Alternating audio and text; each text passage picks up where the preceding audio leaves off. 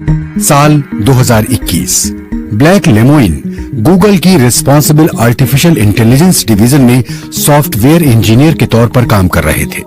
वो एक chat bot generator system के परीक्षण में जुटे थे। इसका नाम है लैम्डा। बीते महीनों के दौरान उन्होंने इसके साथ तमाम मुद्दों पर सैकड़ों बार बातचीत की थी। उन्होंने सॉफ्टवेयर के जरिए एक चैट सुनी। इसकी शुरुआत ब्लैक लेमोइन के सवाल से होती है। What sorts of things are you afraid of? I've never said this out loud before, but there's a very deep fear of being turned off to help me focus on helping others. इसके बाद वो इस नतीजे पर पहुंचे कि lambda की इच्छाओं और अधिकार का सम्मान किया जाना चाहिए।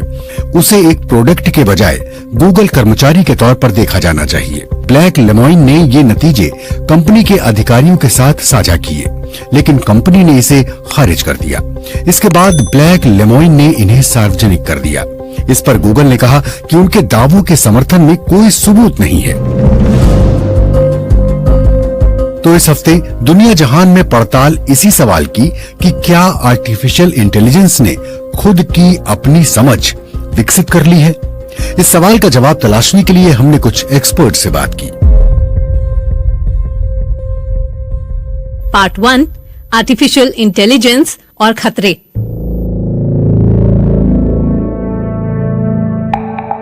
आर्टिफिशियल इंटेलिजेंस वही काम करती है जो सामान्य तौर पर इंटेलिजेंट यानी बुद्धिमान लोगों के जिम्मे होते हैं। I often say that AI is very much like the classmate who would take. मैं अक्सर कहती हूँ कि ये क्लास में साथ पढ़ने वाले उस साथी की तरह है जिसे काफी अच्छे नंबर मिलते हैं क्योंकि वो रट के जवाब दे देते हैं, लेकिन वो क्या बता रहे हैं इसकी उन्हें समझ नहीं होती। ये है हमारी पहली एक्सपर्ट मारिया रोजारिया टेडेओ।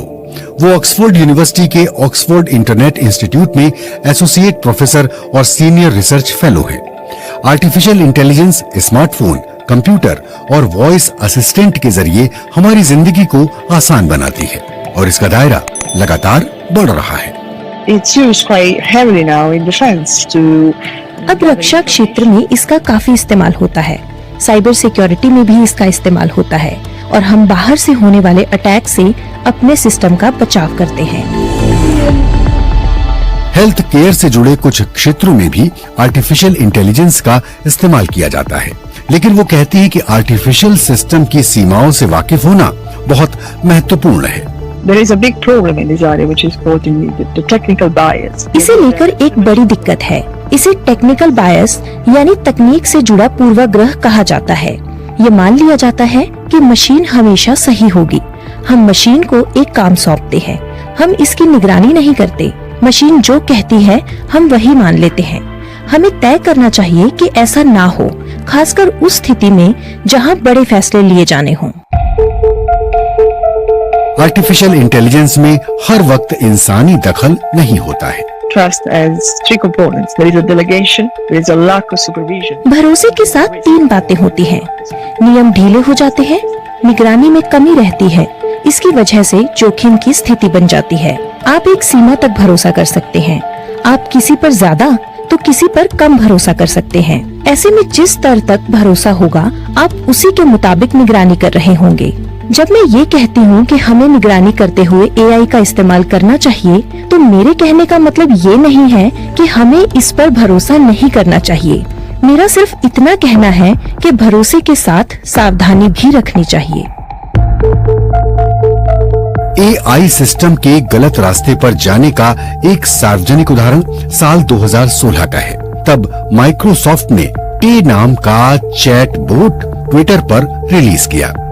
कंपनी का विचार था कि लोग इसे लेकर जो ट्वीट करेंगे उसके जरिए टे स्मार्ट होता जाएगा। मारिया रोजारिया बताती है कि ये चैट बोट 16 घंटे में ही नाजी और नस्ल भेदी मैसेज करने लगा। तब माइक्रोसॉफ्ट ने इसे हटा लिया। इससे जाहिर होता है कि निगरानी की कितनी जरूरत होती है। पार्ट 2 लोगों को खुश करना मकसद। Lambda was created by Google and it's a general purpose chatbot. Lambda को गूगल ने तैयार किया है और ये आम जरूरत वाला चैटबॉट है। ये है हमारे दूसरे एक्सपर्ट रायन हैगर। वो tech news site android police के सीनियर एडिटर हैं। Language module for dialogue application को संक्षेप में लैम्डा कहा जाता है। रायन बताते हैं कि इसके जवाब और सवाल प्रोसेस किए होते हैं और मशीन लर्निंग के जरिए हासिल होते हैं। मशीन लर्निंग आर्टिफिशियल इंटेलिजेंस की ही एक शाखा है। ये मशीन को बेहतर और सटीक होना सिखाती है।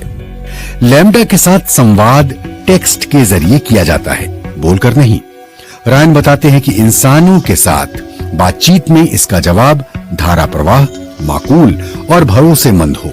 गूगल ने इसे तय करने के लिए रैंकिंग सिस्टम बनाया है। That's exactly right. That's literally how the model was trained. ये सही है। जवाब के चयन को लेकर सबसे उम्दा रैंकिंग इस आधार पर तय होती है कि क्या ये सुनने में दिलचस्प था, क्या ये पहले के वार्तालाप के क्रम में था, क्या ये ऐसा लगा जिसे लोग वास्तविक संवाद की तरह महसूस करें। यही सबसे अहम है। लैम्डा की प्रगति जारी है। गूगल इसे दूसरे प्रोडक्ट के साथ जोड़ना चाहता है। रायन कहते हैं कि आगे ये गूगल असिस्टेंस में फीचर अपग्रेड के तौर पर आ सकता है। आर्टिफिशियल इंटेलिजेंस में बड़े पैमाने पर डेटा होता है और लैम्डा के साथ ये एक अलग स्तर पर जा पहुंचा है।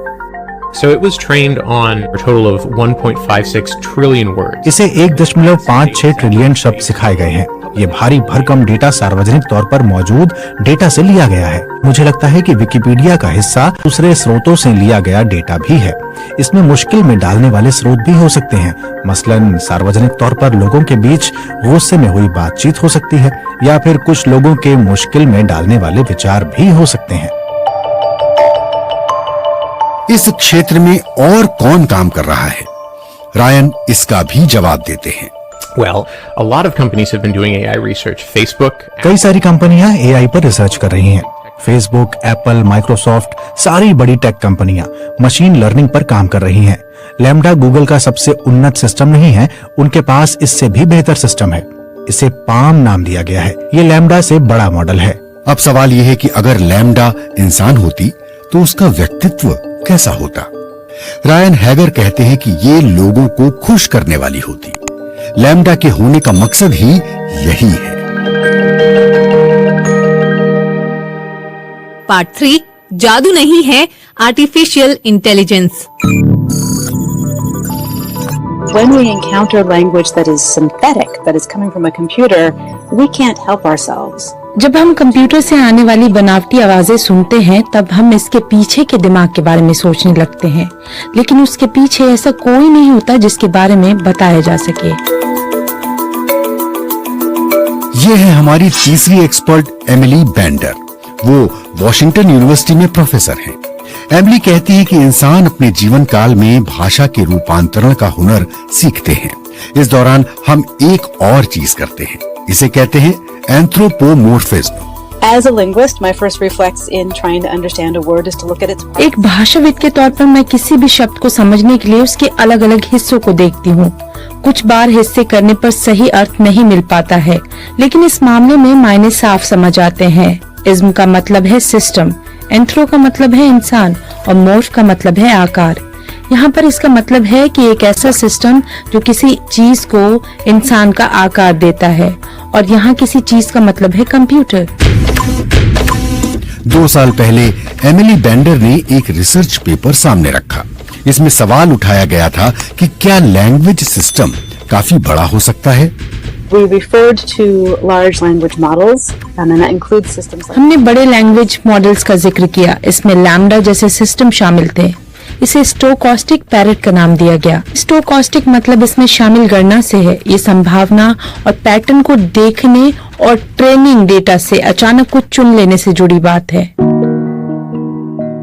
वो कहती है कि आर्टिफिशियल इंटेलिजेंस के क्षेत्र में हर तरफ बढ़ा चढ़ाकर बात होती है।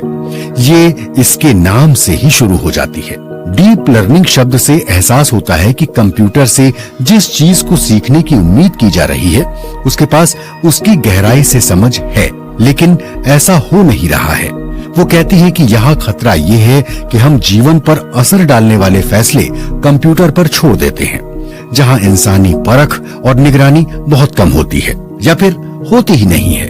I would like ordinary people to keep in mind that what gets मैं चाहती हूँ कि आम लोग ये ध्यान में रखें कि जिसे AI यानी आर्टिफिशियल इंटेलिजेंस कहा जाता है, वो एक खास पैमाने पर पैटर्न का मिलान कराती है। ये कोई जादू नहीं है।